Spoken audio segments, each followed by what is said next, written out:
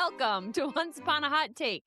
I'm your co-host, Jordan. And I'm your other co-host, Leah. Fairy tales are just the beginning. This is the podcast where we cover your favorite books with our hot takes. If you have a book rec or hot take that differs from ours, we would love to hear from you. Send us an email at onceuponahottake@gmail.com and follow us on TikTok and Instagram at onceuponahottake. Please consider subscribing, rating, reviewing, or doing anything that help other people find our podcast. We would love that. All right, let's get into some cold takes. Cold takes. Okay, so I got one. I was listening to our Hamnet episode. Oh. And we were talking about Edgar Allan Poe short stories. Remember when we were talking Yes. about, like, do we cancel someone if they're a crap person, but their literature is great? Okay, and Jordan's you're trying to, like, name this one, and I totally dropped the ball on it. You were mentioning a friend who buries his friend alive. It is The Cask of Amontillado. And Jordan, I teach this short story and have for the past 15 years. Why could I not get this? I'm so embarrassed, but I could not think of the name of that story. Yeah. So I teach it every year. The Cask of Amontillado. Montresor buries his friend Fortunato by bricking him up into a wall in the catacombs. Yes, Mhm. that is the exact story I was thinking of. Yep. Well, that's its name. Okay.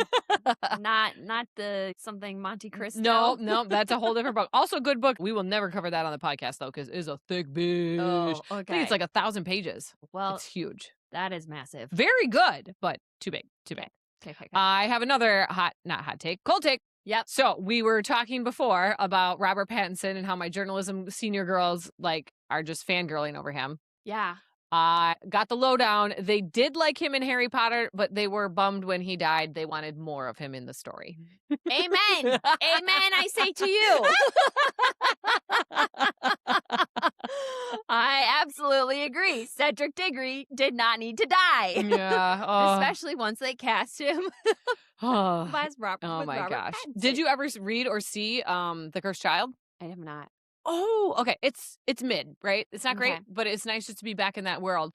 But basically, spoilers, I guess, a little bit. They try to figure out, do you want me to spoil some of it? I don't care. Okay. So Harry's son and Malfoy's son are in school together, and they both become friends because they're both basically rejects, and no one likes them because, whatever. So they befriend each other. Okay. And they discover a last time turner, right, to take you back in time. Yeah. And they're like, our lives are kind of fucked right now. Let's go back in time and not have Cedric Diggory die at the Triwizard Tournament, because I think that's going to fix all the problems. Oh, that was their... Yeah, that was their... That was the their moment? teenage brain. Yep, I can't remember why that was the moment, but it went out. That's little bit a there. hilarious moment to Yeah. pick. Yeah. Spoiler alert, it doesn't go well, so... You can't be That's- fucking with the past. Yeah. It's never a good option. Nope. 2, I think you could go way back. Mm-hmm. Maybe when Voldemort was a child. Right. And you could Right. probably prevent Take care of a that. lot more things. Yep. Mm-hmm. Just sway him to never find out what a Horcrux is. Right, and I yeah, think then, you're good. we're set. Yep. Burn that knowledge right out of his head. We solved it here, folks. That's all I got for cold takes. Okay, those were good ones. 'Kay. I don't have any because I can barely keep up. This was Jordan texted me at whatever time, and she was like, I don't know if we can record today. I am not making it. And I was like, yeah, how many weeks are you? 37? Yeah, that sounds about right. But she rallied, and I'm so excited because you guys, this episode. Ooh. Yes. But before we get into it, I Yep. do have a general hot take question. Let's do it. What's your favorite season, Jordan? Oh, favorite season has to be Wisconsin summer. Oh, yeah. Like, it's just the best. Yes. Yep. Get that little taste of warmth, get good But you hot, gotta but get it's not past- unbearable. Yeah, it's really like July and August. Mhm. June's tough because of the mosquitoes. Yeah. And the They- pollen. Yeah. Mm-hmm. There's just a lot happening in the month of June. Yes. And you get the really big swings of hot and cold. Mm-hmm. The thunderstorms. Yep, lots of thunderstorms. Mhm. Let's just, get through that. And then July and August are really nice months. Then you're golden. Yep. Yep. I would agree with you on that. I do like a spring, but all the rain just really is a damper. So Yeah. Mhm. And there's depends on the spring, but there's usually not enough nice days. Just Consecutively, yeah. it's one really great day and you're like, oh, and then it gets cold Exactly. again. You're like, yes. "Nah." If there were more nice days and cold days, I would agree with you, but it's Mhm. usually never that way. It's not. Doesn't work out that way. Nope. Okay, Jordan, tell them what we're doing today. We are doing ACOTAR, A Court of Thorns and Roses by Sarah J. Maas. The one and only.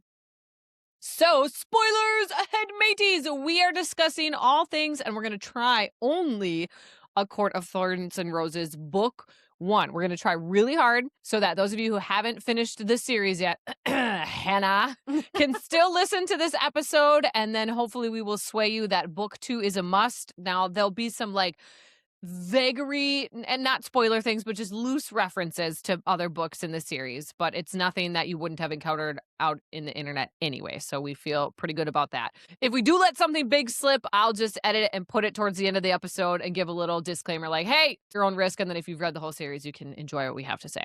Yep. Okay. That sounds great, Leah. So, potential foul language coming in hot here because we are passionate about this book. Spicy scenes going to be talked about, and obviously just, spoilers. So ye be warned. Yeah, this is an adult read. It's an adult read. Even though it's marketed for young adult, that is not. Nope. It is? Yeah. What? Mm-hmm. It is not. Yes, it is. So this was controversial. We're getting into it right away.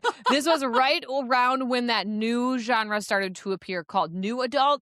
And New Adult is geared for 18 to 25. So ideally you're out of high school, in your college era, sort of. Yep. But that was just kind of blossoming at the time that this was being published. And I believe, now this is what I have interpreted, and I might be wrong on this, but I'm pretty sure her publisher was like, we want this to be YA. We think this is going to sell better with YA. And she was like, fine, but you will not touch any of those spicy scenes. They will stay. So I don't know how I feel about that. Because, fun story, my school that I worked at, that I will not name on the podcast, a while ago when these books came out, a student was coming to the librarian like, oh, you should buy these books. They're all the rage. Everybody loves them. And the librarian was like, yes, great, good. And then one other time, everybody was reading these books. They're like, okay. And she read it. She went to the library and she's like, I don't think we can have these in high school library. So they are in the restricted section, essentially. They are back behind the desk and available with parental permission only. Feels appropriate. Yeah, because absolutely. When I finally got on the hype train with this, which I'll talk about more later, she gave me the books and she was like, I need you to mark where the spicy scenes are. So if anyone comes and challenges us, we know where they are. So that was my task, to read and put the tabs where the spicies were. Nice. Yeah. I mean, yeah, there's literally full-on sex scenes. Yes. Open door, all in. There's no... Laugh at my sex joke there. All in. Sorry. Thank you. I couldn't let that one go by. No, I'm sorry. I'm just not sharp, okay? I'm just not. She's got an 8-pound baby in there. Actually, we don't know how big the baby is. I would believe it. I hope it's not an 8-pound. Those are hard. I know. But you're going to be fine. It's going to be great. It's going to be great. Just finish watching the birthing videos. Why don't you? Jordan's just putting it off. 37 weeks in one day, and she has not watched the birthing videos yet. Denial is a really good. You know what? Women have been doing this since the beginning of time. You're going to be fine. That baby's coming out one way or the That's other. right. That's right. Hopefully the right way. Oh, all right, Leah. Give us your nonverbal reaction. Oh, Wait, boy. I think a lot of this, before we get into it, Mm-hmm. there's a big first read for us versus reread for us. Yeah. So if you do have two, I'm okay with that. Oh, okay. Okay. Good. I will do my current reaction and then I will do my first time reaction. Okay. Okay. My first time reaction. Oh. No, current. Yeah, this is my current. You win, Jordan and Sarah J. Maas. I did not like this book the first time around, but this time, hook, line, sinker. I am in it. I am in it to win it. I will wear ACOTAR paraphernalia all around. I'm in 100. Okay. So I didn't want to like it, but I liked it. Should I do my first reaction now? Okay. My first one is did not like it. I rage read it. I was like, this is shit. Why do people like this? This is just cringe city. Blech. Yep. So, okay. Yep. Let's hear yours. Accurate. Okay. Honestly, do I need to do anything different? Because it's pretty similar. I think you liked it more the first read than I did. Yeah. Like I was like texting you guys being like, people, what are we doing here? Okay. I'm going to split mine out into first half, second half. Oh, okay. Because I do still feel pretty similarly after my third read of this book. Oh, this is your third read. Yes. Got it. Okay. Okay. Mm-hmm. What are we doing? Ooh. So that's kind of how my first read went. Okay. Slow in the beginning. Mm-hmm. Oh, I was like, come on, what are Mm-hmm. we doing? I remember texting you being like, oh my God, she doesn't like her sisters. Can you believe it? We get it. She screamed it at us for 10 pages. No, the book does not hook me until she goes under the mountain. Mm-hmm. That's the turning then point it got for me. juicy. Yes. Yep. Yes. Mm-hmm. That saved it for me on the first read where I was like, all right, I'm enjoying this. I see what's happening. I still didn't love it. I was like, oh, man. The only thing that got me to read book 2 is I was like, I'm very curious where this Rhysand character is going. Yep. So I'm going to pick up book 2. But otherwise, I was like, I was not sold on it the first time. Me neither. But I was like, I got to know. Everybody's hyping this. Yep. I got to know. Yep. And I was curious what was going to happen. Yes. So.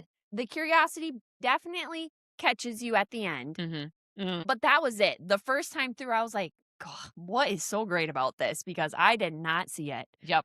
Okay. I didn't get why people were obsessed with, but I actually, even on the second read, I forgot a lot of the major plot points. So it was still really high tension for me, especially during the challenges. I had forgotten what all of those were. I just knew they were 3. I couldn't remember how she got over. I knew, she overcame in one, but I could not remember how. So I'm still like, oh, what's going to happen? Yep. And so I'm going to tell you one of my big reasons why I did not like this first time around. Is it was initially some students of mine who had suggested this book. Like, yes, I've been seeing the hype anyway, but my students were like, you have to read this book. Okay. Which seemed weird because they were in high school. Yeah. They were discussing amongst themselves too that like it was spicy. And they're like, she has sex with an animal. No, a fae isn't an animal. And they were having this debate between themselves, like human and almost bestiality. They're like, no, they're fae aren't animal. Okay. And I was like, this wasn't even at me. I was just overhearing this conversation. I was like, what the hell is this book? So that definitely colored my read at first because I was like, my high school students are telling me they're talking about this. I'm reading it. They also read it. Like, it just gave me big ick. We can't pretend that high schoolers aren't interested in sex. Correct. But it just felt weird. I don't know. It just colored my read. And so I also think this was the first romantasy book that I had read, right? Same. So I'd read, Game of Thrones has spice in it, but that's not the driving. Yeah. This is a big part of this book. Yeah. So that was the first time that I'd encountered that, and I did not know how I felt about it. Yeah, I was a big romance reader before this. So that part I enjoyed and was like, oh, yes, this is more familiar. I just felt like I was reading some kind of mock fairy tale or a spinoff. Yes, it definitely felt like Beauty and the Beast ripoff, sort of. Yes. Yes, that was, you were right. Beauty and the Beast, I was like, man, this grumpy prince has to save the literally would transform into a beast. Yeah. Yes. And I was like, what are we doing? Yeah. Because it wasn't marketed as Beauty and the Beast retelling. So that's why it felt very grabby from that. Yes, yeah, totally. And this was my first SJM book. Me too. And I was like, nope, I take that back. Remember I read Throne of Glass and totally forgot about it? Yeah. Oh, yeah. Well, but didn't like it then either. So I was not her biggest fan. Yeah. No, her writing style I was not used to. I did not like it at all. I was not in it. The first read through, I was like, what are we doing here? Yes. Why am I doing this? I'm flipping through the pages. I'm like, gosh, when is this going to grab me? Yep. I would classify this as a rage read. And as we cover more of the books too, I can vividly remember some of the later books, some points that clearly I was just mad about and being like, this is so dumb. Yes. And I was not a Farrah fan. No. I hated her. Yes, me too. She was not likable. No. Let's save that for character analysis. Oh, okay. Because we'll talk about that then. All right. So why did we pick this book? Well, we've obviously been talking for like 40 minutes about it already, and we haven't even gotten into the outline. But we had to. Okay. Book 6 is coming in the fall. Yep. I have not done a reread up until this point. So I wanted to see what it was like, knowing the full picture, knowing how the characters have developed, to go back and see book 1. Because book 1's almost like a prelude. It is, yes. And it changes.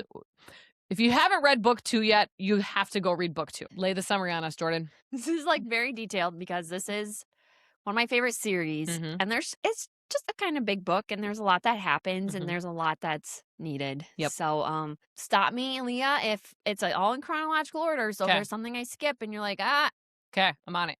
Here we go. Farah is a human surviving south of the wall on the island of Prithian. She hunts to feed her crippled father and 2 older sisters. Without her, they would never survive the poverty that befell them when their family debts became too much and the creditors came a-knockin'. On her mother's deathbed, she made a promise to take care of her sisters. One day, while out hunting far too close to the wall, she came across a large wolf hunting the same doe she was. With a strong suspicion that it could be a fairy from north of the wall, and with hate in her heart, she shot the wolf with an ash arrow and set a course for her life that she never saw coming. The next night, a ferocious wolf beast knocked down her cottage door and dragged her away to Prithian to serve a life debt for the life that she took. Turns out she killed a sentry to the High Lord of the Spring Court, and she is to live there for the remainder of her mortal life. She spends her first couple of days very on edge at the estate where she resides with Tamlin and Lucian. She is to dine with them every evening. She doesn't know who they are in relation to the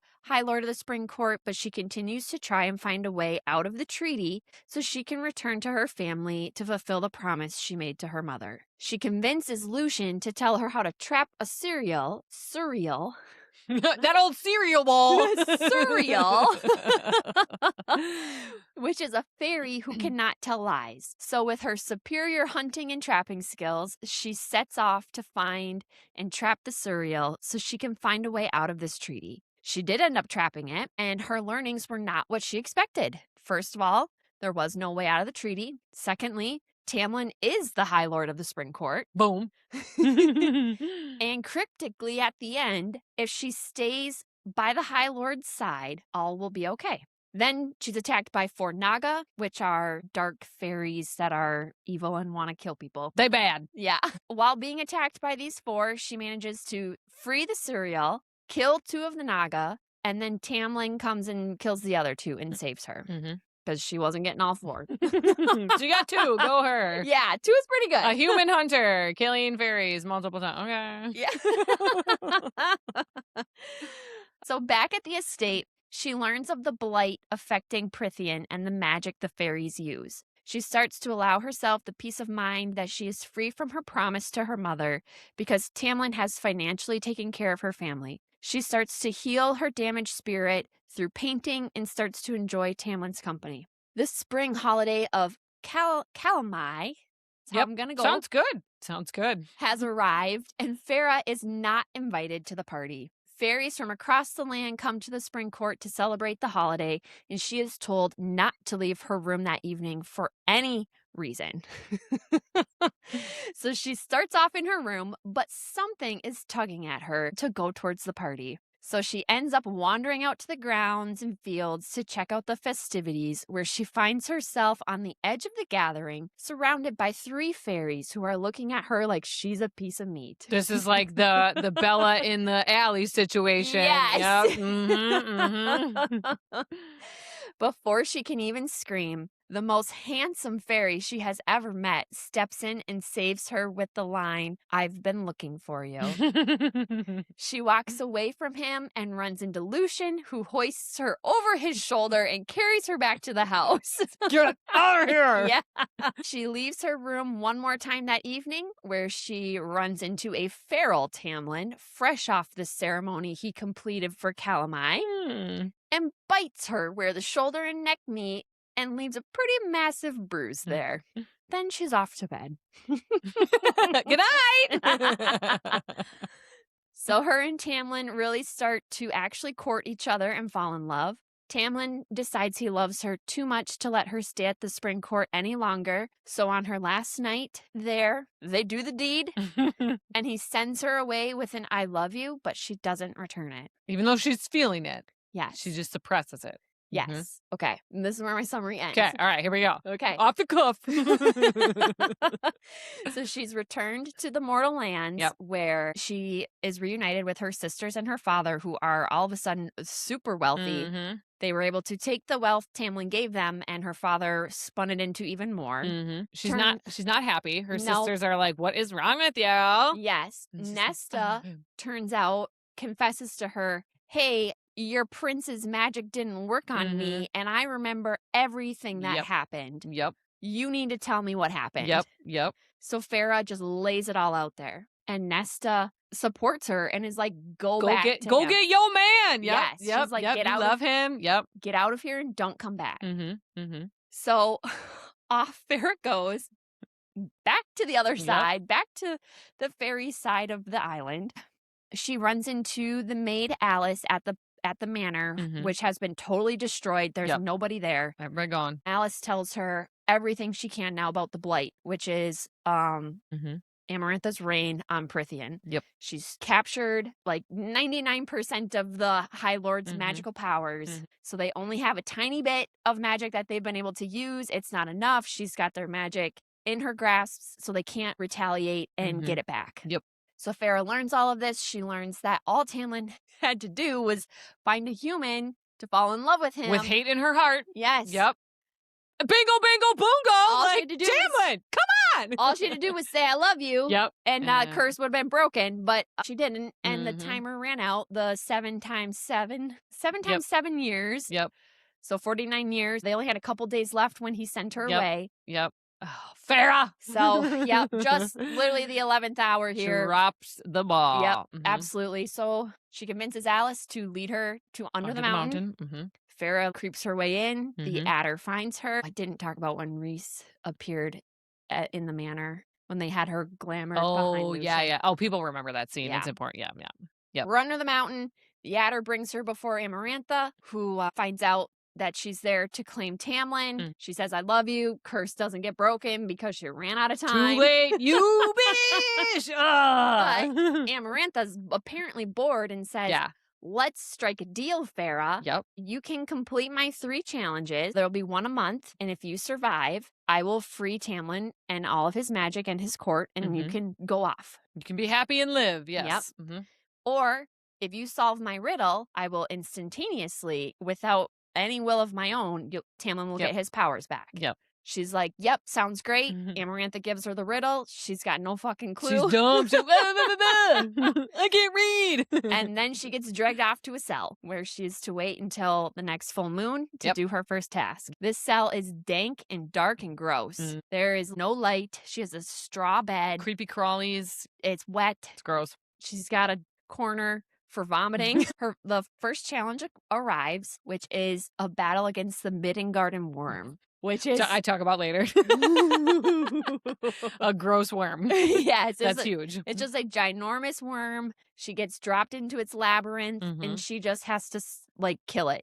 And everybody's like bleacher style watching this. Yes, happen. like watching down stadium. This is like the Roman Colosseum. Yeah. Lion versus human. Everyone's watching this battle. In it. So she's running through these mud-slicked walls of a maze, and she lands in the lair and comes up with her plan. She sets up her trap in the lair. Because she's trapping, because she's a trapper, because that's how she had to live. She climbs back out, gets the worm's attention, dives back into the lair, and the worm dies on the spikes of all the bones she used to set a trap. So she wins. Round 1. Oh, but she takes a bone also and throws it at Amarantha, just like in Gladiator. Hunger Games. Hunger Games. When Katniss, they're doing that thing, and she shoots her arrow at him. That's always what it reminds me of. So there she is. She wins task 1. She's like, fuck you, Amarantha. Take this spear. I just splashed mud all over your dress. Double birds. Bam, bam, bam, bam.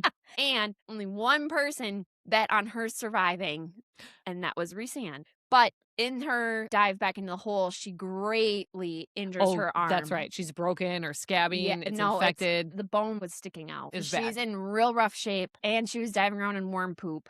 So it's just all up in there. And she hasn't been eating well. She's been getting moldy bread and water for meals. No bathing. So she infected. Yep. She's severely infected. She's in her chamber.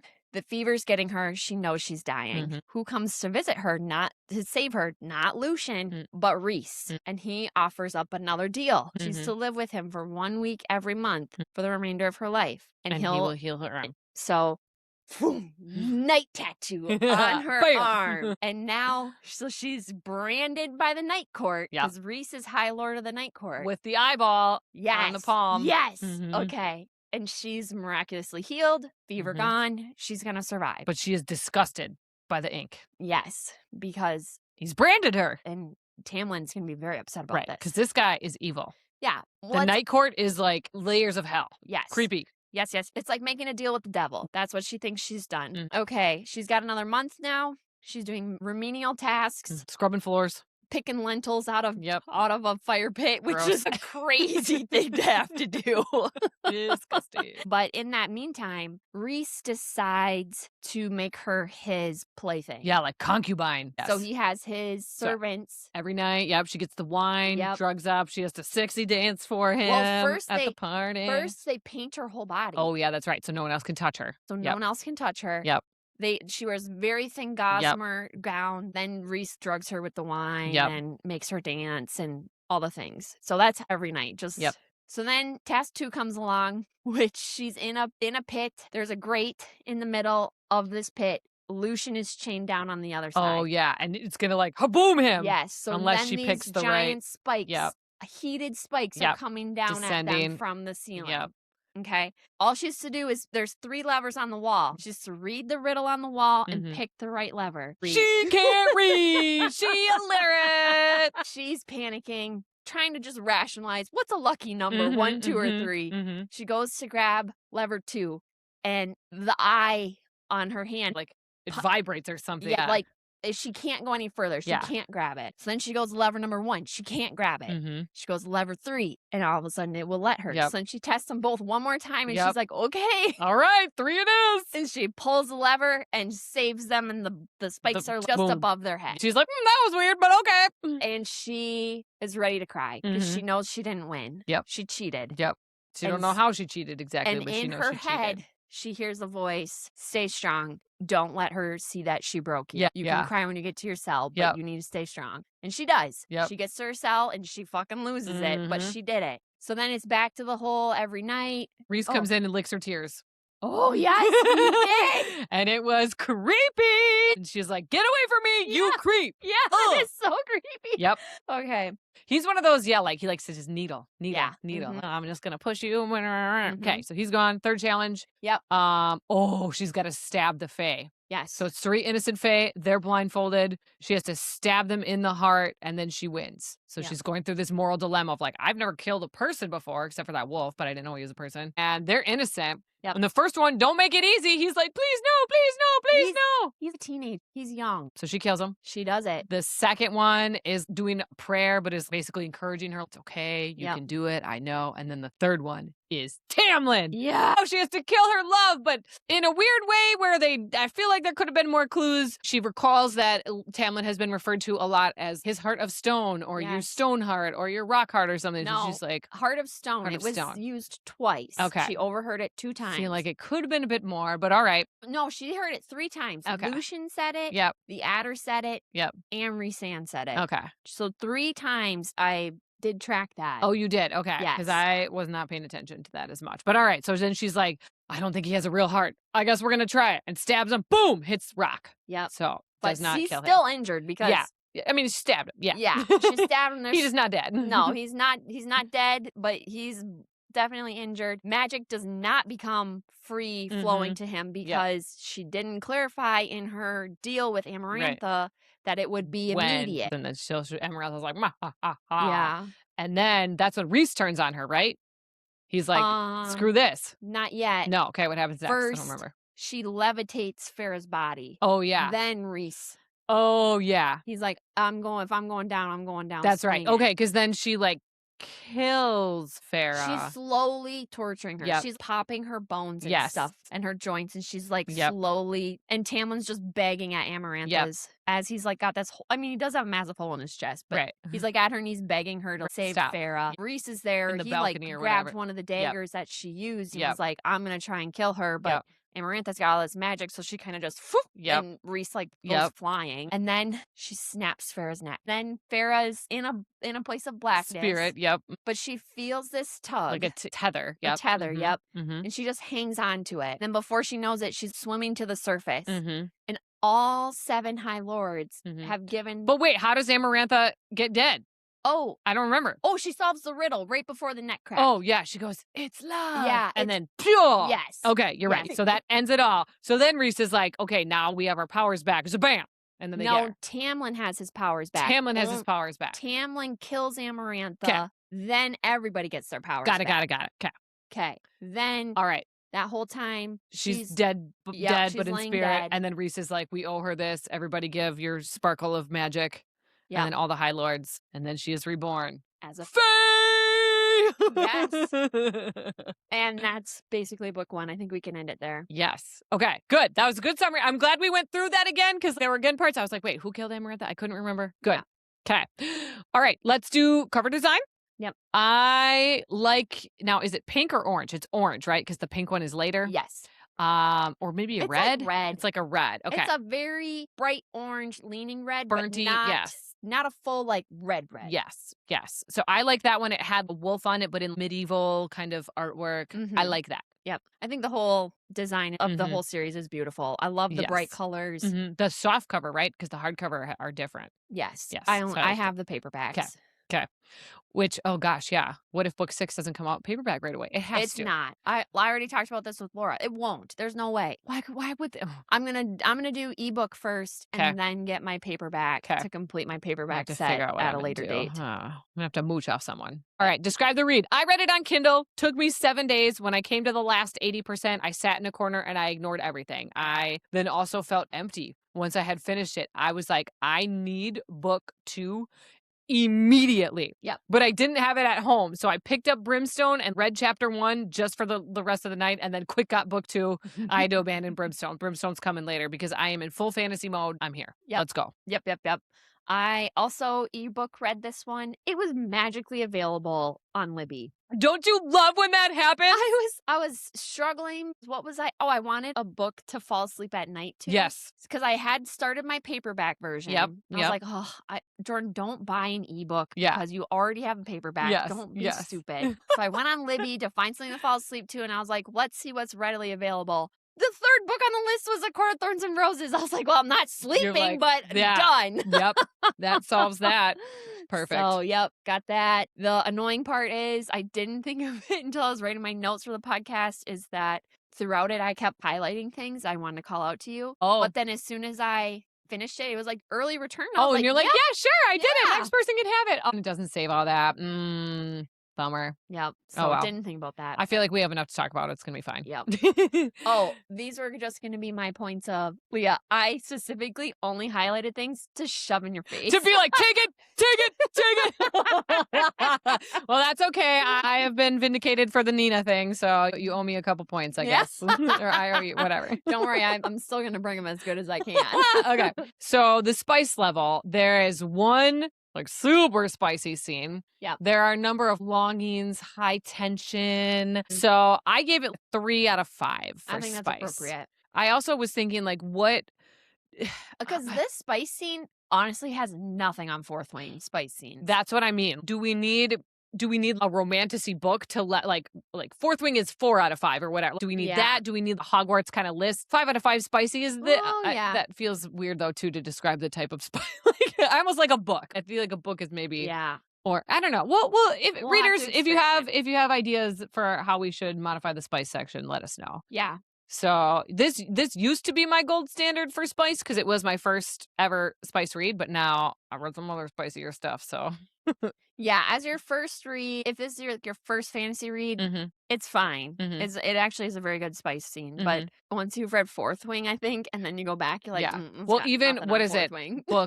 book 4? No, 5. Nestas. Yes. Yeah. Okay, that one is. Ugh. Yeah. There's a lot. Okay, character analysis. Oh boy, things to say.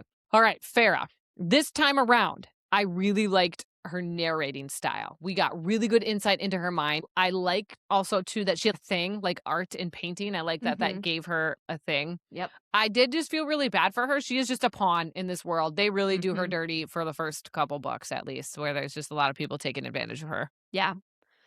I struggle with Farah because, well, she's very admirable in that she really cares for her family and is always going to put their needs above which I'm her like, own. why? They're terrible. I know.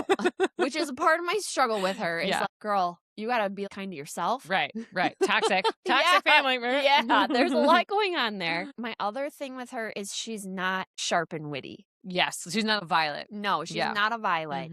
And that's what I want in a character. I want my main female character to be sharp and witty. Yes. Or sometimes when she was making that deal with Amarantha, my first time through, I was like, you didn't clarify so much. You idiot. Yes. Yes. I agree. Yep. My first read, hated her. I actually hated everybody. I didn't like anybody on my first read. She was annoying. She was whiny. Yes. She was dumb. What do you mean you can't read? Try. Ask someone to help you. Yeah. What are you doing? Oh, man. No, I think still even on a reread though, she's just not as bright and sharp as I want her to be. Yep. She's a really good survivalist. She's got a lot going for her, but she's just not quite what I want in my female character. Yep. I hate in this book when she would say, "My Tamlin." Oh, my Tamlin. That drove me nuts on the first, second, and third reads. I was enough. God, can you not? It just feels icky and gross. Yep. And you haven't even said I love you yet. Right. But he's like, my Tamlin. My Tamlin. I'm so possessive. Blah. Blah. Whatever. Okay. Who are we talking about? You want to do Rhys next? No, let's do Tamlin. Okay. Tamlin. So in this, he was rough around the edges, but he was kind and protective of her in his own way. Oh, yeah. I feel like overall, he was, I don't want to say admirable, likable. Yeah. Understandable. Okay. Yeah. On the first read, I loved Tamlin. I know. I liked him. Yeah. I liked him a lot. I was like, oh, okay. He's helping her out. Yeah. Cool. I did not read any toxicity flags the first time through with him. I noticed a few. There were a few things. I can't remember them off the top of my head, but I was like, is he okay? You did? Yeah. Yeah. First read. This was my first switcheroo book. Oh, yeah. I was so fucking blindsided. I've never had that too. The first. Before. Yep. So this is, again, people, if you don't know what we're talking about, this is why you need to read the book too. Yeah. We're not going into specifics, but no. Tamlin has some character developments. Okay, wait. How was Calamar and O'Reilly, whatever that is, how is that not a red flag to you? Once a year, he just gets to bang-a-rang whoever he wants for the sake of the power? Okay. Honestly, that sounded very... Faye? Yeah. Or even, I'm thinking the Greek gods. Oh, yeah. Felt very appropriate. Sure. That did not clock It didn't anything phase you? You're like, me. oh, it's fine. Yeah, that did not register. No. Are we going to talk about Tamlin's toxicity right now or no? Oh, I mean, that's all I had to say on that. That's it? For book one, yeah. On Tamlin's toxicity? Yes. Oh my gosh. I think. I don't know, unless you say something that reminds me of something. The number of times where he would lose his temper and his claws would pop out. Yes. Get very, yep. Okay. Yep. That aggravated. Oh. Yeah, those things I think I clocked on the first read where I just was like, okay, see, I didn't. Yeah. I didn't. But that's where I said on my second reread, I was like, I'm ashamed of myself. That you didn't see it. For not catching all of this toxicity on Tamlin's side. Yep. Or his need for control and power. Especially even over Lucian. Yep. Missed all of it. Totally missed it. Gone. Yeah, on a second reread, I was like, this is cringe city for me, man. I have some humble pie to be eating here. Yeah, but also this was our first, experience in this world. Maybe all High Lords are like this, He was only a little snippet of what we could see, so we didn't have anything to compare it to. I know. So let's give ourselves a little grace here. I couldn't. No, said no grace. Jordan, no grace. Eat your humble pie. You suck. That was bad. I was so naive to the world. Okay, Rhys, what do you got? Okay. He's a big jerk. He is so condescending to Farrah and Tamlin. When he made Tamlin lie on the floor and beg Rhys not to tell Amarantha, I was like, bro. Oh. I do love that he's clever and 8 steps ahead of everybody, but his methods are mean. But yes, for a book one, he's a big jerk. Big jerk. Yes. And I was reading to see, were there any seeds planted there? And there were not. No. He is unredeemable in book one. Unredeemable. Yep. Yeah. Okay. He is a big jerk. If I have to. That's what the rest of the world knows him as. Yep.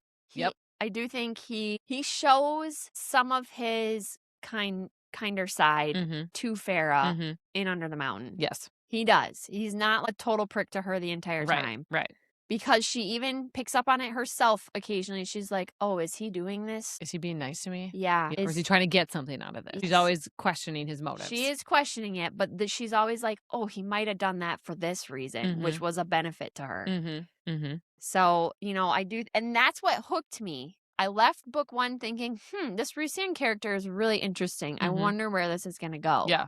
Because I liked him as a bad guy. He was a good bad guy. Yeah, he was a good bad guy. And he was so, like you said, like pick at under your skin, just like really get you going kind of thing. Yep. Oh, yeah. Yep. Oh. All right, Nesta, hate her. I'm sorry. I know there are people out there who appreciate her flaws and her rawness, but I hate her. She's selfish, needlessly cruel, and a brat. And I will stand by that throughout the entire series. Changed my mind. I don't think I can change your mind on any of those things. No. The part of Nesta that I love is her stone cold will of hatred that even Fey magic doesn't even penetrate it. Yeah, I think it's... Really? You're trying to cast a spell on me, you dipshit? Yeah, I think it's incredible. I think that... Yes, you're right. That is her one redeeming quality. She is so gosh darn cement-footed stubborn that magic doesn't even work on her. I think it's a hilarious character. Yes. I thoroughly enjoy her character for that reason. She does have that redeeming scene of Farah. Yep, that itty bitty iota of kindness of like, go find your man. And it's complicated, right? She says to her sister, I knew you could always get more money. And I always wanted to see if he would step up and do something to save us. Still crappy reasoning. No, crappy reasoning, but she was real with Farah. Yeah, at least she explained why she was the way she was. Yes. Yes. Yeah. And it's very complicated. It's just a complicated family dynamic. There's a lot of toxic family that pushed her down there. that road. Yep. A lot of codependency with Elaine. Yes. Oh, yeah. It's very complicated. She's a very complicated character. I don't hate her, but she is all those things you said. I hate her. I don't like her. I don't want her on the page. I don't want her in the story. Really? Nah. Oh, I think she's very funny. She's not trying to be funny. Right. But I usually end up finding a lot of humor in her scenes. I don't know what that says about me, but... All right. There we go. Okay. That's all who I had. Lucian? You don't want to talk about Lucian? Oh, I like him. He's a good sidekick guy. He is. And he tries to help Farah in like ways that he can under the mountain. But again, he has to be careful because, he knows eyes are going to be on him in Springport. So I get it. Yep. I get it. Lucian. I like when Farah says that Lucian is upfront. Like, he is who he is. I don't have to wonder what his goals and motives does he have are. Secret motives because he wears them on his sleeve. Yeah. Another plug for book 2. We get some great Lucian backstory. And it is heartbreaking. You should read it. Yep. Hannah. Yeah, I do really like Lucian's character. You feel a lot for Lucian throughout the series. Yep. Yeah, he's got a lot of complicated things coming up down the pipeline for him. Yep. And since we're doing this in the spirit of book 6 read, he's going to be a real big character in book 6. I bet he is. I have that. Has to be. Actually, I'm going to talk about that in our book 2 coverage. For my speculation station. Okay. Oh, I do want to talk for 1 minute about Farah's mom. What do you do? Like, first out, okay, so she's this big partier, doesn't really care about kids at all. All right. And then she's on her deathbed and she makes her youngest, who's what, 8 at this point? Like, she's 12. She's young, still can't read. And she's like, Farah, it's up to you. You have to care for your family. And speculation station. Let's bring this back up there. Okay. Is this you were speculating for this? You want this in speculation station? Yeah. Oh, okay. All right. Yeah. I'll save it for that. But I was just ripping on her. Okay. We can. No, she's in my Yeah. Oh, okay. I'm excited for this. Okay. All right. Anyone else? Oh, should we rank Farah's dad on the bad dad list? Oh, fuck yeah, we are. Oh, where's my list of bad dads? Bad dad Freddy's at the top. Yep. Okay. Let's just add this as a freaking category. Yeah, we should. There's so many of them. This is going to be a category. A new category. Okay. Bad dad. All right. Bad dad. It'll go right after character analysis. We'll love it. I love it so much. Bad dad number 1 is Freddy. Yep. Who did we have? Red Letter? No, John in Hamnet. Oh, yes. He was number 2. Because I was calling him Bad Dad Glover. Yes, Bad Dad Glover. All right. So Farah's dad. Ooh, this is a tough one. Yeah, I mean, I still don't think he's as bad as Freddy. Because again, Freddy is he's living with this secret. He's making his daughter live in secret. And he is like making his wife who doesn't love him stay with him out of pity. Okay, but it's Farah's dad's name. I don't think we know his name. It's just Farah's dad. Okay. Fair's dad literally is going to let his family starve to death. Yeah. He's just... Starved to death, yes. Leah. His 3 daughters. He's got some depression, that's for sure. But also, like, you are the grown-up. You are the grown-up. You should figure it out. You should get some help. You should go schmooze some neighbors and be like, yo, can we have some bread? Yeah. Yeah. Letting his 3 daughters starve to death? Yeah, versus deep family secret. Oh my gosh, is he the new top thread? Freddie's dad being replaced? I don't know. We can put him at 2 for now. All right, we'll think on it. Okay. It's really tough to dethrone Bad Dad Freddie. I know. I'm putting him as number 2 for now. Okay. Yeah, just don't like him. Any other characters? Farrah's dad? Farrah's dad, yeah. It's not just don't like him. There's way more than that. I love it. That's such a good category. I know. Do you have a cocktail pick for us? If we were drinking, it would be some beautiful fairy wine. Fairy wine. Didn't even think of that. That's a good one. Yep. All right. So I've got 2. I've got a cocktail for Farrah and Tamlin. Farrah, ignorant, used, weak. She is seltzer water. It's pretty plain by itself, but when you add it to something, it perks up the drink a little bit. You know, it could, like, you put some vodka in there and you're like, okay, all right, this could, we could work with this. Some lemonade, maybe. Or... Yep. That's Farrah. All right, Tamlin. Good Lord. He is, I'm proud of this one, actually. He is a growler of IPA beer. Get it? Because he's growling a lot in this series. I don't know if you picked up on that. A+, Leah. All right, so A+, it's Leah. powerful. It's strong. It's a little bitter. It's also an acquired taste. Oh, yes. And he's a growler because he be growling a lot in this book. All the time. That is one thing I hated about the first time I read it. My review on Goodreads is, why is everyone growling all the time? And honestly, with the second read, didn't bother me as much. I was not noticing it every time on the page. Yeah. But it was there the first read around, and I was annoyed by it. Yeah, it wasn't as annoying. I'm totally with you. Yeah. It definitely was annoying on the first time. I still kept clicking it for me. I was like, oh, there it is again. There it is again.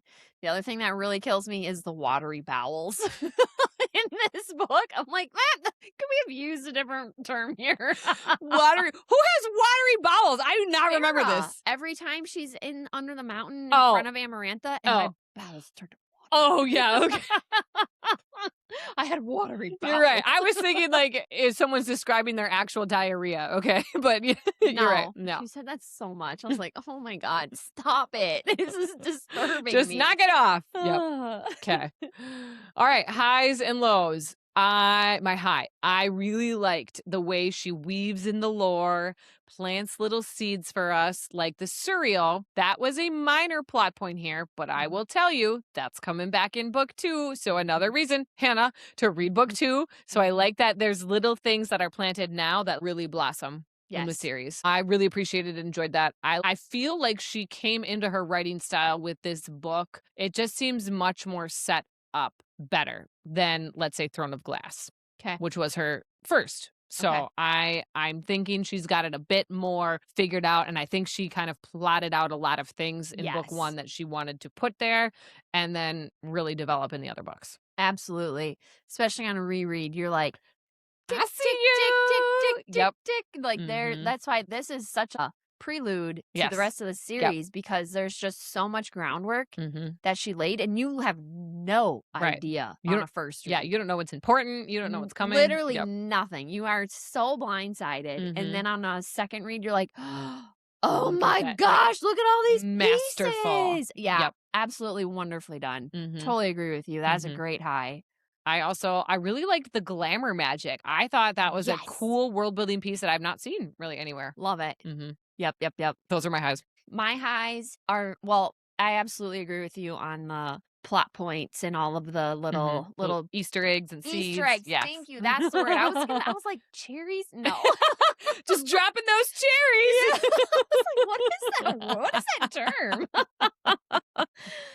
term? But if I think about it on a first read basis, my high is absolutely the entire series in Under the Mountain.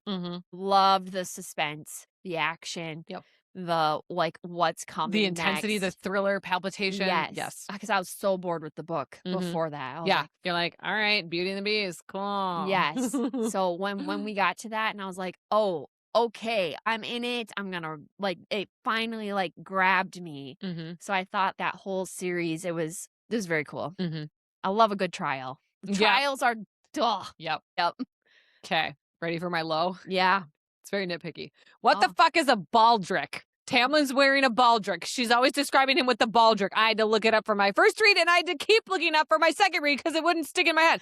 I don't even remember what it is. I think it's just a sword holder that like crosses over you. I don't know. She's always talking about his baldric, and I'm like, what is this? Didn't clock that one time. Never clocked it once on it annoyed me so much. 3 reads, never clocked that word one time, Leah. I'm looking it up again. Okay. It's basically a leather purse belt thing. Rather than saying a scabbard, she was calling it a baldric because it goes over your shoulder. So yeah, just leather, and you could put knives and a whole bunch of stuff in it.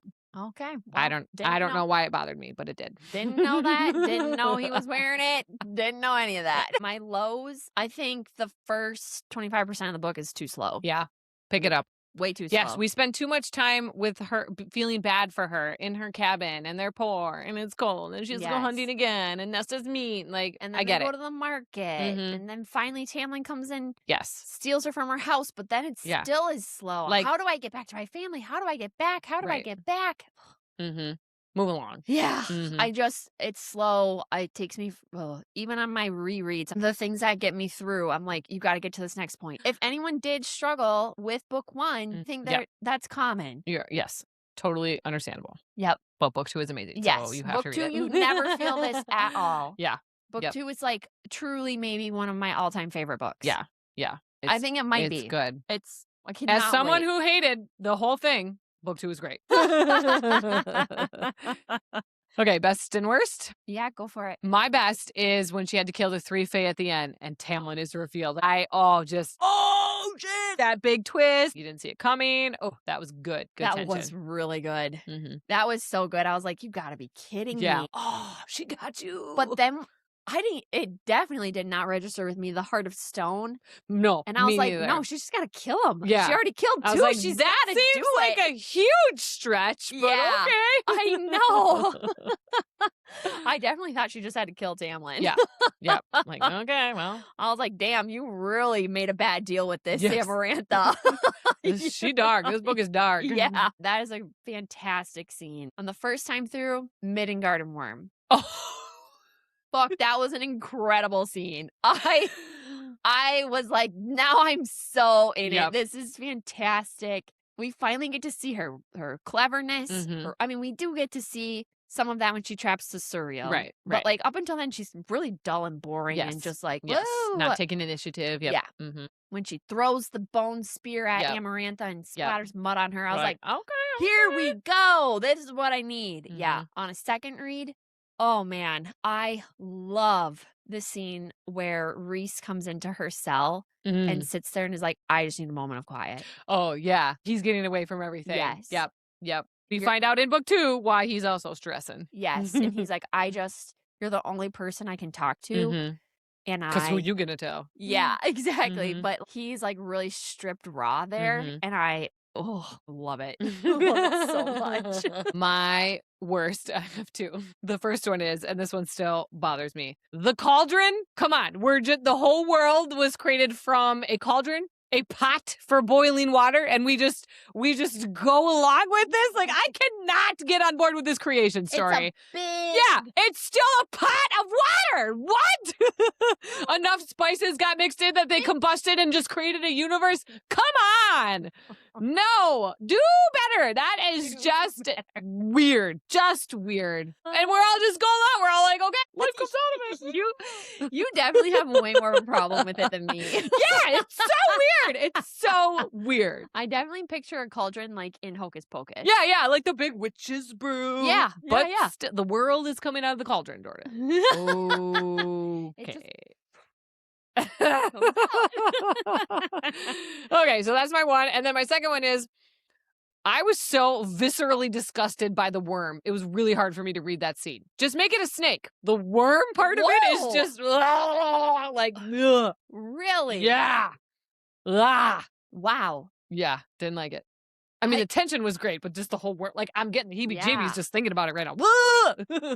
Wow. Okay, worms don't bother me at all. But big giant with teeth worm? Yeah.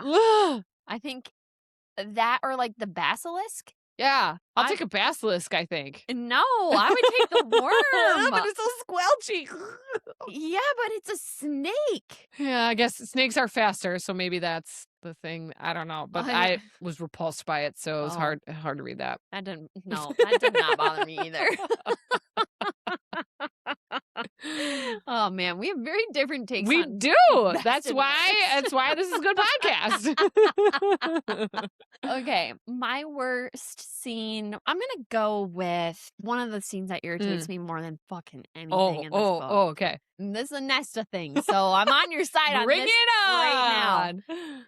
She brings back the wolf pellet and the deer. Oh, and there's no firewood chopped in that fucking house. Yep. What have you been doing all day? You don't have TV. I would have lost it. You had one job to do today. Yep. And keep this damn house warm while I go out and risk my life to feed to bring your you ass. food. And then she's like, I need a new pair of boots or whatever my too. God. Yeah. Oh, she's irritating. That scene. Yep. That just gets under my skin so much. Speculation Station books. We got books 6 and 7 coming out. What? Yeah. I'm out of the loop on this. Yes. I only knew book 6. 6 is coming out in October. 7 is coming out in like February, January. Oh, no kidding. Yeah. Wow, this is exciting. Yeah. I am predicting one of those is going to be Lucian's story. Absolutely. Don't know which one. Yeah, I don't know who else would we. It's got to be a combo of. New character, maybe? No. Or maybe Nesta's getting a second one. Maybe. Or maybe. No, they wouldn't give Tamlin one. That would be weird. Maybe it's like an Edward one where it's book 1 but retold from Tamlin's point of view. I don't know. I'd rather see the story advance more than go back and focus on something that already happened. Yeah, agreed. Then also, I sort of mentioned this in Throne of Glass. I think the whole world of ACOTAR precludes Throne of Glass. So I think before? Yes. I think this whole ACOTAR, is millennia or thousands of years before Throne of Glass happens. Because in Throne of Glass, their Fae are extinct or like a memory or myth. So I'm thinking that we're in the Fae. I think this is prequeling Throne of Glass. Oh, that's interesting. That's my theory. Sticking with just the ACOTAR world, I think Farah's mom is a Fae. Whoa! I never considered that. That's interesting. How would she have hid her ears? Or like, I guess a glamour. She could have glamorized her ears. Yeah. Interesting. Something there. Or has Fae blood or something. Yes, because they talk about. I'm pretty confident they talk about this on Fantasy Fangirl in one of their like. I haven't listened to their ACOTAR coverage yet. That's the only thing I've listened to of theirs, but this was a long time ago. This was 2 years ago that I listened to this. Yeah. Well, they said it and it made a lot of sense to me. Just like with Elaine. Elaine's. Oh man, this is really hard to do Speculation Station and not talk about other books. Right. Okay, just tell me so I know. Okay, and I'll put this at the end. Okay, and also why Tamlin was like, your mom didn't tell us anything about your mom. Didn't tell you about the Fae at all. Yeah. Oh, you're right. That's a good comment. I just assumed it was, mothers in general always tell stories about Fae. I thought it was very specific, like your mother? Mom? Yeah. Oh, okay. So that you could leave in because that was book 1.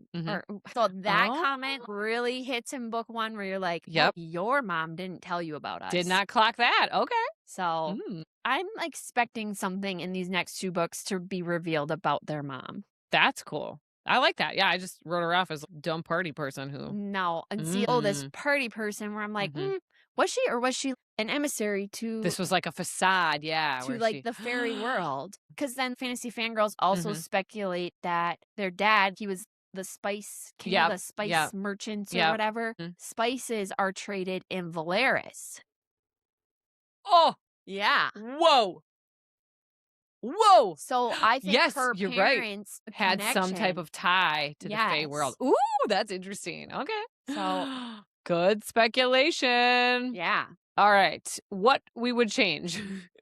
You need to make it clear why the title of the book is A Court of Thorns and Roses. Is this a subtle nod to Beauty and the Beast with the rose and the petals? Yes. Or a rose because they're both beautiful and dangerous? Which is it? I want to know. Make it clear to me. It is not clear. There's 2 lines in the book where Tamlin calls out her Thorns it was like literally the title in his sentence. Okay. Yes, you're right. I did see it once. Yes, that comes out one time, but yeah, I think you're right. I think you're on track with it. It is not like super clear. Yeah.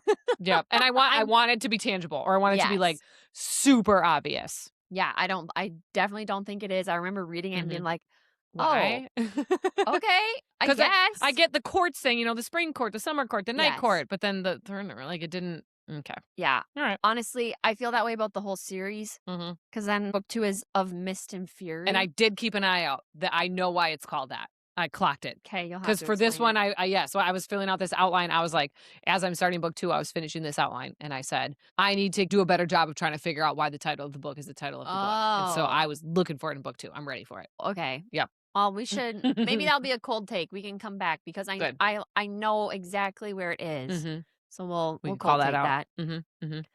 Okay. Are you changing anything? Oh, forgot that's what we were doing.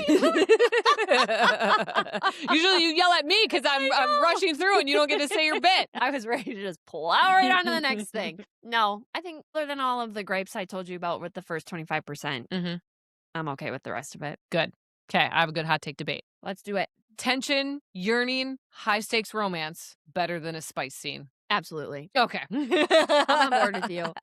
The only reason spice scenes are good is because it finally releases all the tension. Yes. Okay. Absolutely. I would be hooked on a book if I never even got the spice scene, as long as I have all of that tension. The building, it could literally just lead to a kiss. Yeah. And I would be like, fantastic. Great. Oh my God, this is beautiful. Yes. Agreed. Okay. Samesies there. Okay. Do you have one? I have one. I don't think we should answer it now. Ooh. Okay. I think we need to save it for later. Okay. Should we say it so people can ruminate on it though? Okay. Yes. Okay. Fate versus free will. A fantasy story? Love a good fate. Love it. All here for it. Yep. Do you think that it is fate driven, or is it still driven by free will? Nope. In a fantasy series, I think it's fate. Okay. Yep. I think the fate makes you make the choice. You're not making it of your own volition. You're making it because fate has already decided that that's what's going to happen. Really? In a fantasy story. Yes. In real life, no. Okay. Interesting. Yeah. See, sometimes let's talk about book 1. Farah leaves and she does make the choice to return to Prithian. But you think that was fate? I think the fate was calling her to do that. Wow. Yep. Farah, you got nothing going for you, girl. Yeah. She makes no choices at all. She is just a pawn. Pawn, pawn, pawn. Ping, ping, pawn, yeah. Pawn. Okay. You really don't think she made that choice? I think it was destined to happen that way. Yep. Wow. Man, now I'm for much more reasons that are made more clear in book 2. Yes. Yeah. Obviously, yes. Very true. Man, I just feel like you just stripped Farah of all of her free will. Yeah, I don't think in book 1, I don't think she's a strong character at all. Strong person. She does some strong things. Yeah. But oh, now you got me really thinking. But in the challenges, that I do think was more free will. I don't think that necessarily. No. Except for the fact that Reese was helping her. That is hard. You really I think we're going to track this one. Good. I think we got to keep this one coming back up and was that fate or Farah's choice? Yeah. Ready to FMK? Yeah. FMK. Who are you effing? Lucian. Oh, okay. I'm going to clarify this. This was on my first read. This is my first read take. Absolutely Lucian. Okay. I am effing Tamlin. That's a good pick. Yeah. Yeah, I feel like that would have been he's got the muscle. If I was basing it on my reread pick, would have picked Tamlin. Okay. All right. Who are you marrying? I'm marrying Tamlin. You're marrying Tamlin. On the first read through, Leah, I was all in a big Tamlin fan, and I just have to own it. And I'm with you. I liked them. I liked him. Book 1. Yep. On my reread, there were just enough red flags that made me be like, absolutely. No. So I would flip them. I would marry Lucian on my reread.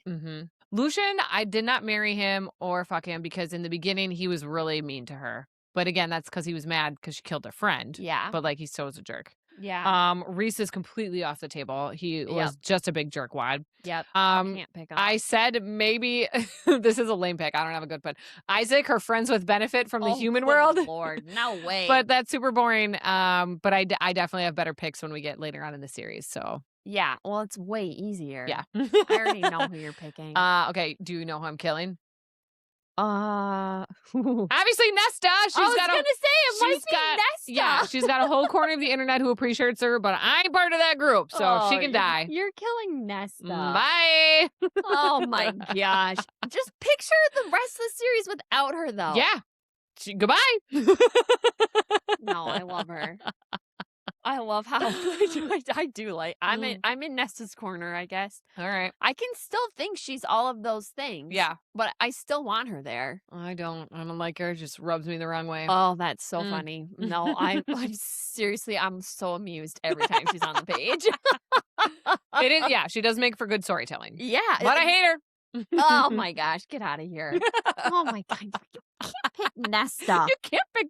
Hey, I killed Edward in our Twilight episode, so I think I can get away with killing Nesta. You did? I think so.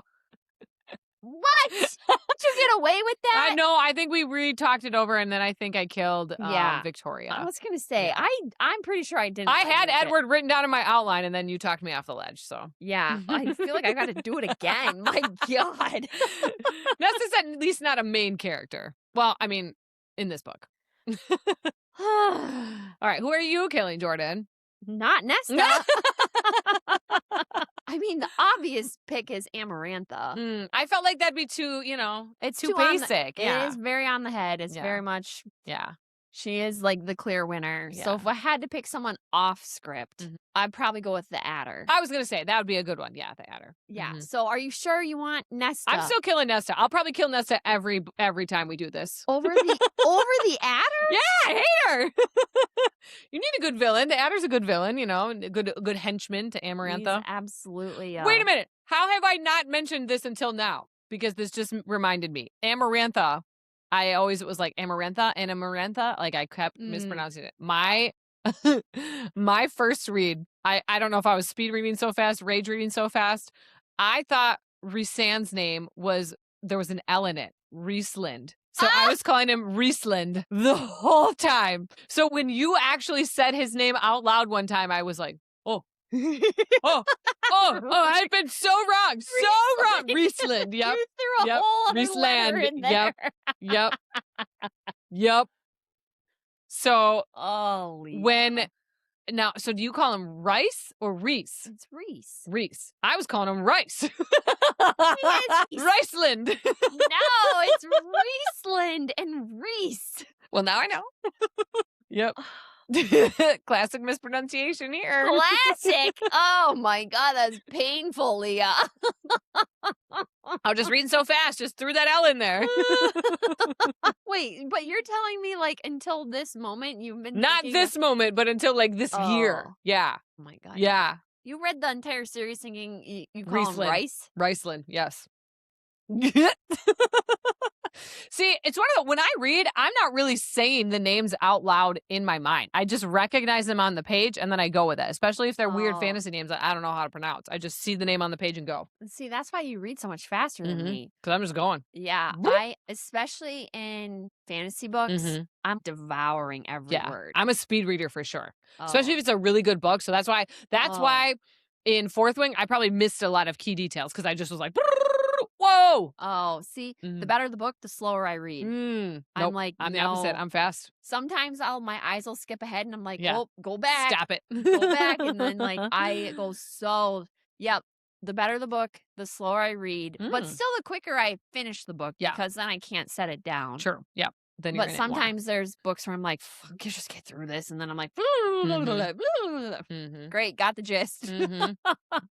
Okay, I have a good surprise question. Let's hear it. Which torture of Amarantha did you like the best? Here are the key ones in book 1. Okay. She made the masks on Spring Court. Tamerlane has to make a human fall in love with him deal. The worm challenge. The lever with Lucen as bait challenge. The kill the innocent fae with Tamlin, 3rd challenge. Rhys being just like her plaything. Her whore. Her whore, yes. Jurian as an eye on her ring, eyeball ring. Yeah. Which of those is the worst? Absolutely. The worst? Yeah. Oh, the worst. Or the most interesting, I guess, whatever. What are you vibing with? Oh, okay.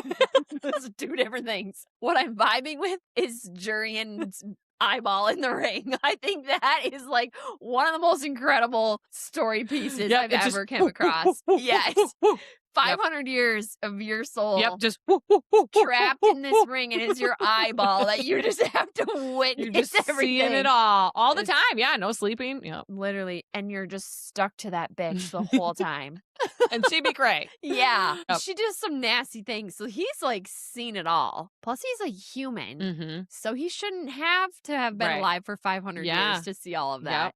Yep. What's the worst? Yeah. Is absolutely her having to kill those fays. Oh, yes, me too. That was the best twist. Yeah. But also, yes, the Jurian eye ring, gross. Yeah, that's what I'm vibing with. All right. Harry Potter legendary location. Hype meter. I got to give it a Hogwarts on my second read. What? Yes. I couldn't put it down. I couldn't put it down. I was in it to win it. It sucked my soul out of my body. Yeah. No. I was so interested. I'm not letting you do that. Oh! Other books can be 5s too, Jordan. But they're not as good. No, they're not as good, but they can still... I feel like there's levels of 5s. You know what I mean? What? To me, yeah. There's 5s. Within the level of 5, you can still have 5s that are your favorite and better, right? To me, the women and Project Hail Mary were both 5s, but I'm putting Project Hail Mary above the women. But they were both 5 stars. So book 1 is a 5, but book 2 is a top 5. Yep. You're changing the scale. No, that is always the scale. Yeah. So you're telling me you have the exact same feelings for every book you give a 5-star rate on Goodreads? I don't even think I've given that many 5s for this reason. So here's if it lives rent-free in my head, if there are no huge things that I'm like, problem with the way that it's written or the way the story is told. Yep. If I neglect responsibilities, those are 5s. Okay. And so all of those things happened. Okay. Okay. I'm not going to give it a 5. Okay, that's fair. I actually don't give it a 5 on Goodreads, but for our Hogwarts, I think yes. I think I would read it again. I'm here. I am in it. ACOTAR, I am 100% a fan. I can say it now. Yeah. Yeah. Which I couldn't say before this reread. I'm also a really big fan, but the first half of the book is so slow for me that I can't do it. I can't give it the Hogwarts rating. I'm giving it the Burrow. That's fair. Yep. Because I do enjoy the reread. I do enjoy the entire laying the brick for the road to come. Yep. But it's just the road to get me there. It is not the 5-star beautiful area that I get the to. French kiss. Yes. And see, for me, the ending was so amazing that it sort of counterbalanced the subpar beginning. Okay. See, I don't feel that way. All right. I think there's too long of it weighing down for me. Okay. Because it really does not pick up for me until she goes under the mountain. Yeah. Which is over halfway through the book. But I was at my second read, I was eating up all the world building stuff that was happening when those moments where she was getting to know Tamlin, getting to know Lucien. I like that. Yes. I do like it. But still knowing at that on the reread, you know what's coming. I'm like, and see that allowed me to go slow because I was like, oh, I know it's going to pick up. So I'm okay being patient here. Yeah. Okay, here are my Goodreads reviews, my 2026 review. I say, welp, looks like I have to eat crow. I did a reread so we could cover it for the podcast, and it was phenomenal. I loved it. None of the things that bothered me on my first read even made it on my radar this time around. Yep. Maybe it was because I was already familiar. I knew the gist. So I'm averaging my 2-star with a 5-star. You gave it a 2? I gave it a 2 on the first one, and I'm giving it a 4-star. So Leah, here's my 2024 review. Unpopular opinion, but I've come to realize I am just not a Sarah J. Maas fan. I didn't care for Throne of Glass or Crescent City, and this book was no exception. Didn't love any of the characters. Everyone seems to be growling all the time, and I was just meh about it throughout my whole read. It picked up slightly in the last 2 chapters where there was some unexpected twists, but I never was like, I can't wait to dive back into this book. I have the second one in the series, so I'm going to give that a go, but I don't have high hopes. 2 out of 5. So those of you that are in my boat where you rage read ACOTAR, you weren't vibing with anybody, it was not your jam, I implore you, read book 2. And then you can go on your way. But you have to read book 2. You have to. You have to. You do. You do. You must. We are compelling you. Because my stingy 5-star rating is coming into play for book 2. Yeah. Yeah. It has 4.15 stars out of 4.4 million ratings. Oh, wow. It's a lot of rating. Okay. Who are you recommending this to, Jordan? Oh. Well, if you're a fantasy person, you've already read this. So I guess if I got to go off script here. There are people who haven't, though. Like, there are fantasy, romantasy people who have not. Really? Yeah. Well, you guys should pick it up. Yep. But if you're interested or curious about The hype. this genre of book, Yep. this is a great series to get started with. Series. Yes. Don't just stop on one. Book 1. You got to do 2. You have to commit to 2, and if you're out, even if you're out halfway through book 2, fine. I think you got to go all the way to book 2. All the end. All the way to the end? That's a big book. I know, but there are things that happen in the end that just revolutionize things that happened in book 1. Like, it really makes it full circle. I'm going to take the gamble that you're already going to love it by halfway through book 2. Okay. All right. So that you would feel compelled to finish it anyway. Yes. Got it. All right. Fair. Yep. I'm recommending this to, anyone who wants to try out romantasy. My advice to you is don't worry about it living up to the hype, because it probably won't. That was, I think, another problem for me is people are like, it's so good, it's so good, it's so good. But they were thinking like the whole series. Yes. Then you'll reread it and be like, okay, I see you. So just do it. Books 1, books 2, and if after that you hate it, fine. You gave it the good old college try. But you gotta do it book 2. Yep, you have to. Okay, we had some fan thoughts. The other book podcast chatting chapters, they were met about it. So one of the hosts read it and one didn't. And I did enjoy their episode coverage of it. So go listen to that episode because it's really interesting. Where one basically recaps it for the other host and she asks good questions and she talks back about it. It was interesting. But I'm curious, Paris, if you read book 2. I'll have to connect with her and see. Yeah. Hannah, I've been shouting you out this entire episode. She said this was the book that got her back into reading itself. It wasn't that good, but just the idea of reading a book again and being interested in the plot helped kind of propel that. So I'm telling you, girl, listen to the episode because we do a good enough job of summarizing the things that you need to know, and then go read book 2. You have to do it. She felt that way. About book 1. And still didn't read book 2? Well, she said it was meh. Like, she didn't love it, It wasn't that good. But that's how I felt too about book 1. I would not have picked it up had I not already had book 2 in my possession. That's crazy. Are you ready to look up my character portrayals? Yep. I don't have this. I have to look them up too because I can't remember who this is. Okay, so Farah. Sadie Sink. Yeah. How do you know her? What is she from? Stranger Things. Is she? Yeah. What is she in Stranger Things? Isn't that? I don't know. Like red hair? Yeah. Yeah. Oh. Farrah doesn't have red hair. Okay. No. But her face, she's got like that porcelain skin. No. Okay. Well, it's better than your pick, Jordan. So no, I don't have anybody. Okay. That is not how I picked. I have a couple different Tamlin situations here. Okay. Brad Pitt's face, like young Brad Pitt. Okay. With Clay Matthews' hair on Clay Matthews' body. Okay, Clay Matthews' body's too big. No, Tamlin's big. He's not that big. Tamlin is a beefy guy. He's wearing the baldric, Jordan. He's big, okay? Really? I picture him so skinny. No, I picture Reese skinny. Reese is like trimmed. Yes. But he's not. Tamlin is the hulky guy. Tamlin is. Yes. He turns into the beast, right? Like, okay. But I might be wrong on this because all the fan fiction artwork out there has Tamlin being a little too twerpy for my tasting. So, like, Tamlin has to be built. Reese, you can get away with the lean body, but not Tamlin. I was also thinking. Can we adjust the body from Clay Matthews? Yes. Here's my second. Jason Momoa. Oh. I mean, that's closer to a body type that I could see. You're right. Clay is probably too big. Yes. Yeah. All right. I will walk that back to a Jason Momoa. Okay. He's got the hair, too. We just have to dye it blonde. Okay. Which would also be weird. Do you know who is going to cover all of these bases for us? Okay. Who? Chris Hemsworth from Thor, the original movie. Yes. His face is like too all-American, though. Tamlin needs to be a... Okay. Well, why don't we take his whole hair and body... Yeah. And then put Brad's face on him. Yes. Okay. Still going with Brad Pitt's face. Yes. Good. Okay. Done. Feel better about that? Yeah. I'm sold. Because now we're not chopping bits and pieces from a ton of people. Good. We just got 2. We're just mashing them up together. Them. Okay. All right. Reese. Okay. So I could, and this is hard because there's a lot of fan artwork out there too. I could do a Henry Cavill. Oh, yes. Yes. Amen. With like really dark hair. He's got this, and he's got the little voice. Okay. Oh, yeah. Or Theo James. Remember him from Divergent? He was 4. Oh. Very good looking. Yes. He's in like a Dior commercial too. I think that's better because she talks about his like tan skin. Yes, where all he's wearing too is like little tidy whitey panties and just lounging on the boat being like, yeah. I like that pic. Yeah. A lot. Yes. I thought so too. Yeah. Lucian.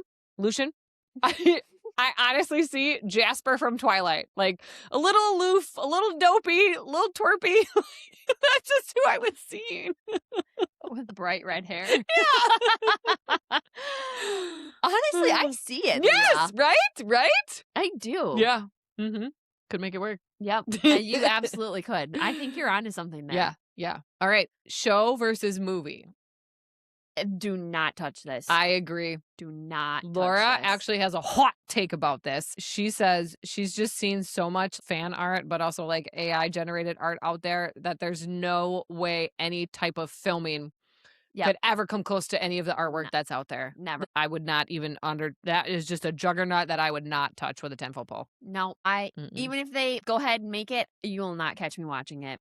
Yeah. Not for the pod, not for anything. No. Yeah. I won't do it. I love this. I would probably watch it, but just hate it. No, they'd mess it up. They would. Yeah. That's why you just don't even bother with it. But I feel that way about Twilight, and I watch it. Okay. That's way different. That is so different. All right.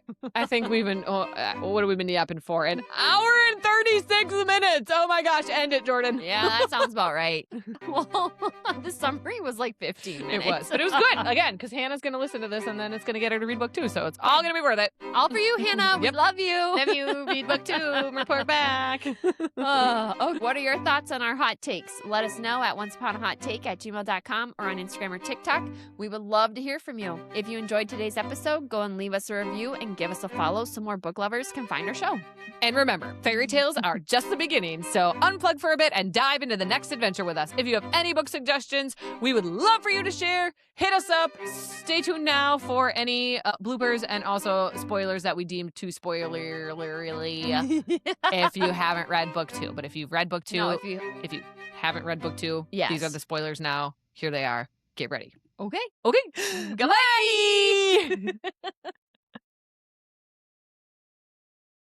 Spoilers, mega spoilers, so listen at your own risk. This might have to be cut for the end. Okay. But I just do need to say this. Okay. My first read of this book went on the night of Calamite. I was like, who the fuck is this guy? I hated that he showed up on Calamite. Yes. Yeah. I was like, she can't think someone else is more handsome. Right. That's not allowed. That did. I clocked that, but I was like, oh, okay, whatever. He's hot, but he's the bad guy. It's fine. No, at that point, because like, we haven't gotten under the mountain yet. We haven't covered any of that. I was like, what in the fuck? No, you cannot be thinking that, girl. Tamlin is your guy. Bloopers. So, all right. So, excuse me. Sorry. Good Lord. Pregnancy burps. We'll put that one at the end, too. Okay. So, like, when Elaine becomes Fae and Nesta becomes Fae, they said, like, most likely they already had, like, some inkling of Fae blood in them, which is what allowed them to survive going into the cauldron. Interesting. Okay.